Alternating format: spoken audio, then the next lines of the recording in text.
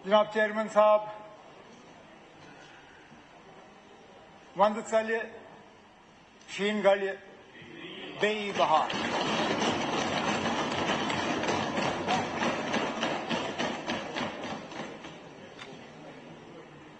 सर्दियों का मौसम निकल जाएगा, बर्फ पिघल जाएगी, फिर से बाहर आएगा। जब मैं बजट की तकरीर करने के लिए खड़ा हुआ था तो कुछ ऑनरेबल मेंबरों को लगा कि शायद मैं ज्यादा पेसिमिस्टिक था, तो मैंने सोचा इस बार एक अलग ही अंदाज में शुरू करूं, क्योंकि वाकई जिस तरह बाहर शुरू हो रहा है, मैंने सोचा उस हिसाब से अंदर भी कर लें। लेकिन अंदर कुछ चीजें बदलेंगी नहीं। तू मैं, शोर शराबा, इल्जामात। अब ये हमारा कसूर नहीं है कि उस ऑनरेबल मेंबर का एक ही जीता, और जीते होते वक्त और मिलता। अब इकलौता है, बीच बीच में बोलने का वक्त नहीं मिलता। अब चलिए अगली बार एडजस्ट कर दीजिए, क्योंकि मैं दावे से आपको यहां कहना चाहता हूं, हम वो लोग नहीं हैं जो किसी भी मुद्दे पे बात करने से डरे। किसी भी मुद्दे पे हमारा ट्रैक रिकॉर्ड है, हमने कभी भी किसी भी सवाल का सामना करने से इनकार नहीं किया। हम वो लोग नहीं हैं जो इंटरव्यू से पहले सवाल मांगे।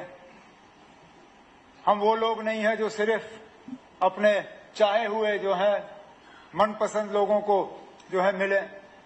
हम वो हैं जनाब जो सख्त से सख्त सवाल पूछे, हम उनके सामने बैठ के जो है सवाल का जवाब देते हैं। एक रिवायत सी बन गई है,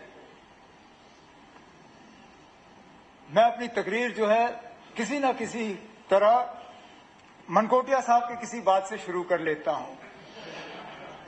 मैंने इस बार चाहा था कि सिस्टम चेंज हो और मनकोटिया साहब की तकरीर के बाद मैं उसका जवाब दूं, लेकिन वो उस वक्त हाउस में मौजूद थे नहीं और पीठ पीछे मैं बात करना नहीं चाहता था। इन्होंने अपनी तकरीर की शुरुआत में कहा कि, क्योंकि मैंने इससे पहले कहा था कि शायद क्रिकेट खेलने आए थे, फुटबॉल खेला, या फुटबॉल खेलने आए थे, क्रिकेट खेला, जो भी कहा, इन्होंने कहा कि मैं इलेक्शन से पहले पेस बॉलिंग करता था, अब स्पिन करता हूं। सही बात है ना, बिल्कुल, आपने बिल्कुल सही कहा, क्योंकि समझदार कप्तान, समझदार खिलाड़ी वो है जो हालात को देख के जो है अपने खेल के तरीके को बदलता है। मैंने गेम नहीं बदला, मैंने गेम नहीं बदला, मैं आज भी वही सफेद क्रिकेट के कपड़ों में हूं। पेस बॉलिंग कर रहा था क्योंकि उस वक्त ऑस्ट्रेलिया की ग्रीन पिच थी, थोड़ा पेस का फायदा हुआ तो पेस किया। अब बीसीसीआई के स्पिन वाले पिच पे खेल रहा हूं, अब स्पिन कर रहा हूं। मकसद यही है कि हम जीतें, गेम नहीं खेला ना। हम वो लोग नहीं हैं जो शुरुआत फुटबॉल से करें फिर खात्मा जो है किसी और खेल से करें। क्रिकेट खेलने के इरादे से आए हैं, ऊपर वाले की चाहत रही तो मैच जीत के ही यहां से 5 साल के बाद निकल जाएंगे। अब मेरी एक परेशानी ये बन गई है कि बात करूं तो किस अंदाज में करूं, क्योंकि अगर देखा जाए सियासी तकरीर मैंने एलजी साहब के खुतबे के डिस्कशन के बाद जो जवाब दिया, सियासी बातें मैंने उनमें की। बजट के हवाले से बात जो करनी थी वो बजट की तकरीर में की। अब तो वैसे मुझे सिर्फ ग्रांट्स पे बोलना था, लेकिन ऑपोजिशन बेंचेस के तरफ से कुछ ऐसी बातें आई, मुझे स्पीकर साहब ऐसा लगता है कि कोई भी मतलब तकरीर यहां तैयार करके आना फजूल है। कोई मकसद ही नहीं है, کیونکہ آخرکار زیادہ تر ان کی باتیں جو ہے 2-3 ایشو پہ ہی آئیں گی. ایل او پی صاحب کی میں تقریر سن رہا تھا, مشکل سے ایک آدھ چیز, وہ بھی گرانٹس کے حوالے سے نہیں, بجٹ کے حوالے سے, جس کا میں نے پہلے ہی جواب دیا. نا میں طے نہیں کرتا ہوں کون بولتا ہے نا. اب چلیے,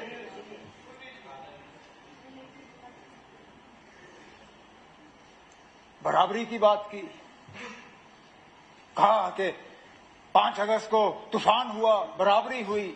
نا وہ برابری ہم مانگ رہے ہیں. اگر آج آپ کو لگتا ہے کہ یہ اسمبلی باقی ریاستوں کے اسمبلی کے برابر ہے تو ٹھیک ہے نا, ہم خاموش رہیں گے, کچھ نہیں کہیں گے. لیکن دل پہ ہاتھ رکھ کے کہیے نا, کیا واقعی ہم اپنے پڑوسی ریاستوں کے برابر ہیں؟ ارے نا, ہم اس برابری کے تک, اس سے آگے تو چلیے ہم لے جائیں گے. فی الحال تو ہم برابری کی بات کر رہے ہیں, وہ برابری ہے نہیں کہیں پہ. پھر بات آتی ہے کہ ہم لوگ جو ہے مہاراجا کا اپمان کرتے ہیں. جب آپ کے پاس اور کچھ رہتا نہیں ہے کہنے کے لیے, پھر وہی الزام ہمارے خلاف. جناب کہاں پہ, کدھر تھے؟ جناب نہیں جناب, آپ تھے, آپ ہاؤس میں تھے نہیں اس وقت, شاید پٹھانیہ صاحب ہیں, آپ تھے نہیں. آپ کے بولنے سے پہلے 50 آنریبل ممبروں نے تقریر کی, اور ایک بھی تقریر میں نے مس نہیں کی. آپ موجود نہیں تھے, میں موجود تھا. پٹھانیہ صاحب نے لمبی تقریر کی مہاراجا صاحب کے حوالے سے. اب میں کہاں سے جواب شروع کروں؟ پھر میں یہ اس بات پہ آتا ہوں, آپ بتائیے نا کہاں پہ اپمان؟ جو میں نے پہلے بات کی, نقشہ آپ نے بدلا.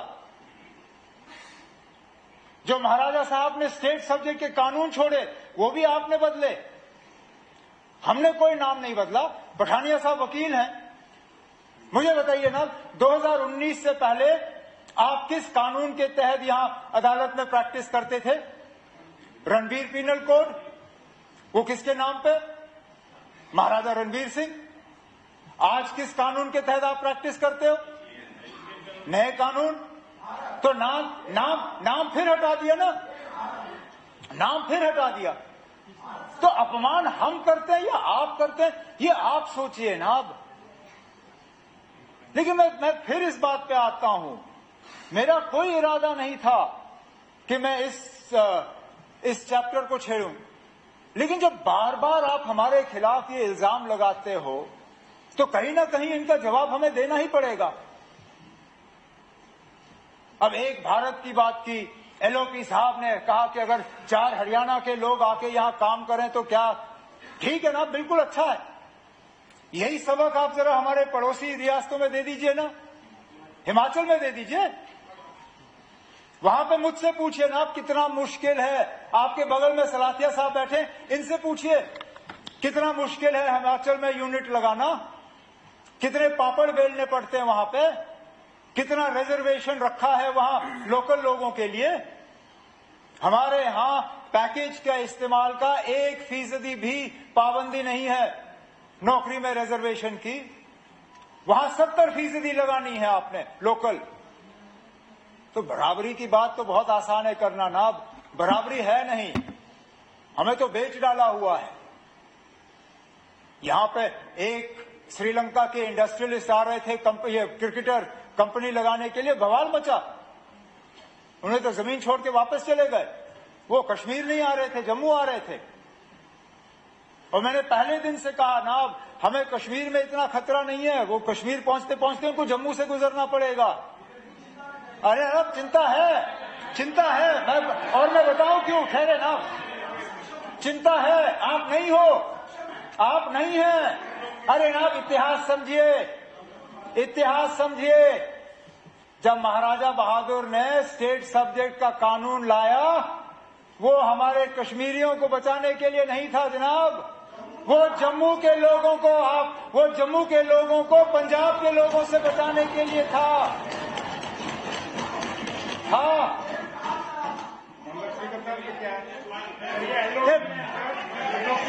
ادھر اسپیکر صاحب,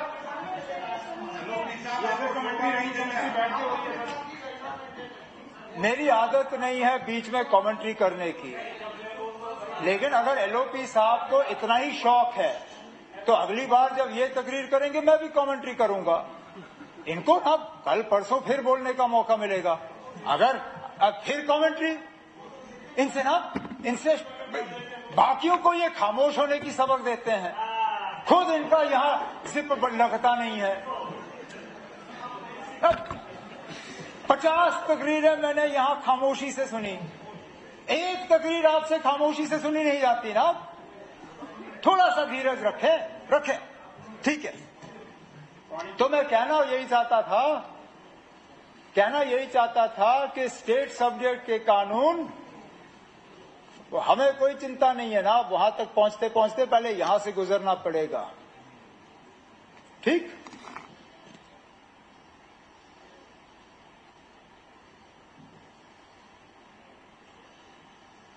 मेरे लिए बहुत आसान होता कि मैं तमाम डिपार्टमेंट से एक साइड रख के सिर्फ सियासी तकरीर करूं, लेकिन वो इस हाउस के साथ मेरी जिम्मेदारियों के साथ नाइंसाफी होती है।